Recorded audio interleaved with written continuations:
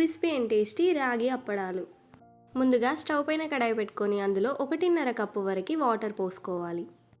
ఇప్పుడు పావు tea spoon జీలకర్ర, పావు టీ స్పూన్ వాము, రుచికి సరిపడ ఉప్పు, కొన్ని నువ్వులు వేసుకొని నీళ్ళను మరిగించుకోవాలి. నీళ్లు మరుగుతున్నప్పుడు 1 కప్పు వరకు రాగి పిండిని వేసుకొని మూత పెట్టుకొని ఒక 2 నిమిషాల పాటు ఉడకనివ్వాలి. సన్నని మంట మీద పిండిని మొత్తం మంచిగా దగ్గర పడే వరకు కలుపుకోవాలి. 1 కప్పు రాగి పిండికి 1.5 చొప్పున నీళ్లు పడతాయి. మీరు ఏ కప్పుతో అయితే పిండిని తీసుకున్నారో అదే కప్పు కొలతతో నీళ్ళను పోసుకోవాలి.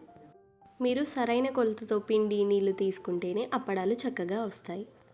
వీడియోలో చూపిస్తున్న విధంగా పిండి దగ్గర పడిన తర్వాత స్టవ్ ఆఫ్ చేసుకొని చల్లారనివ్వాలి. పిండి చల్లారిన తర్వాత పిండిని తీసుకొని చేతులతో మెల్లిగా చిన్నగా రౌండ్గా చేసుకోవాలి. ఇప్పుడు గారెల మిషన్ తీసుకొని కవర్ వేసుకొని కవర్ మధ్యలో మెల్లిగా పెట్టుకొని ఒత్తుకోవాలి. ఇప్పుడు అప్పడాలని కవర్తో తీసేసుకొని క్లాత్ పైన వేసుకోవాలి. మీకు అప్పడాలు సరిగ్గా రాకపోయినా కవర్కి పిండి అతుక్కున్నట్టుగా అయినా కూడా కొంచెం ఆయిల్ తీసుకొని కవర్కి అప్లై చేసుకుంటే చక్కగా వస్తాయి. అప్పడాలని క్లాత్ పైన వేసుకొని ఒక 2-3 రోజులు మంచిగా ఎండకి ఆరనివ్వాలి.